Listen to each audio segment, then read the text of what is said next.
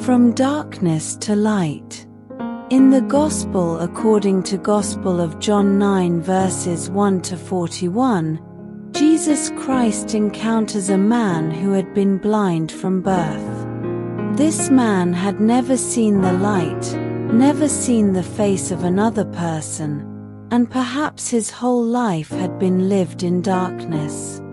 For many people around him, the blind man was merely a theological question. Who sinned, this man or his parents, that he was born blind?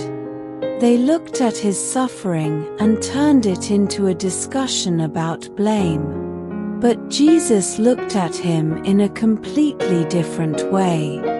He did not search for the cause of the suffering. Instead, he opened a new path for life. He said, "The works of God must be revealed in him." Jesus spat on the ground, made mud with the saliva, and placed it on the man's eyes. Then he told him, "Go and wash in the pool of Siloam." What is remarkable is that the blind man obeyed. He could not see the road, yet he trusted. He walked in darkness, believing that the words of Jesus could lead him to light. And the Gospel recounts the moment very simply. He went and washed, and came back able to see. A life had been transformed. Yet the deeper miracle was not only that he could now see the light of the world, but that he gradually began to see Jesus with the eyes of faith. Meanwhile, the Pharisees, those who believed they could see most clearly, became blind to the truth. They witnessed the miracle but failed to recognize that God was at work. Today's Gospel raises an important question for each of us. Who is truly blind? Some people cannot see with their physical eyes, yet their hearts are open to the light of God. Others can see everything clearly with their eyes, yet their hearts remain closed to the truth. Often we also carry different forms of blindness. Blindness to the suffering of others, blindness to the blessings God gives us, or blindness to our own weaknesses.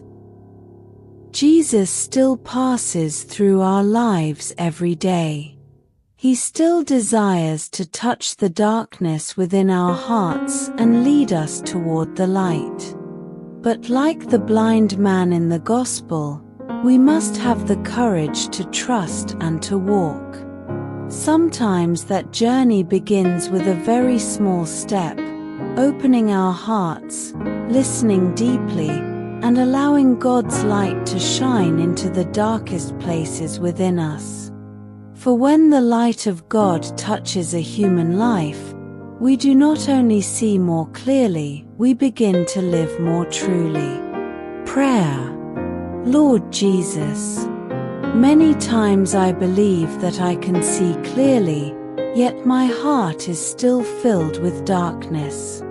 I easily notice the faults of others, but I struggle to recognize my own weaknesses. Touch the eyes of my soul as you touched the eyes of the blind man in the Gospel. Open my eyes so that I may recognize your presence in my life, in the small joys, in the quiet struggles, and in the people I meet each day. Lord, heal the dark places within my heart, the fears, the wounds, and the prejudices that prevent me from seeing the truth. Give me the simple faith of the blind man in the Gospel, the courage to walk even when I cannot yet see the road ahead. And when your light shines into my life, help me not to keep that light for myself, but to share it through love, compassion, and hope. Lord, open my eyes so that I may see. Open my heart so that I may believe. and open my life so that I may walk in your light. Amen.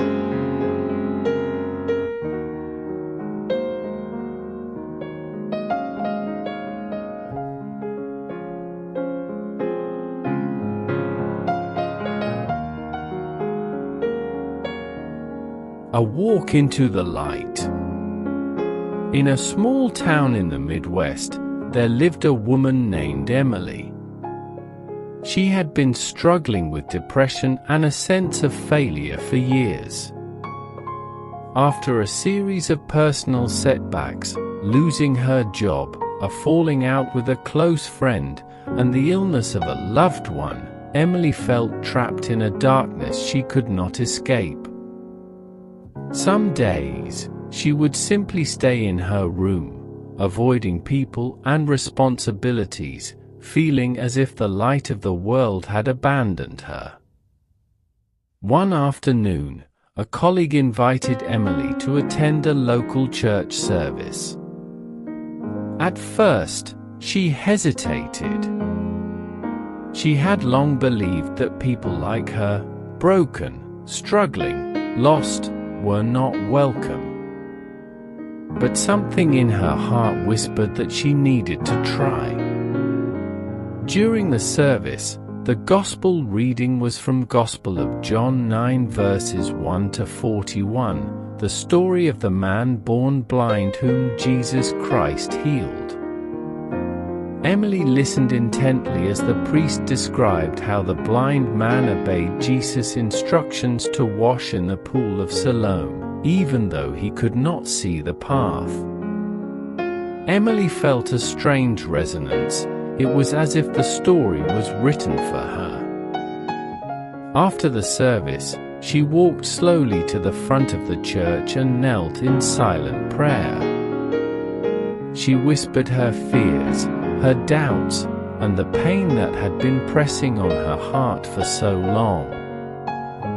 Then she made a simple promise to herself: she would take small steps to bring light back into her life.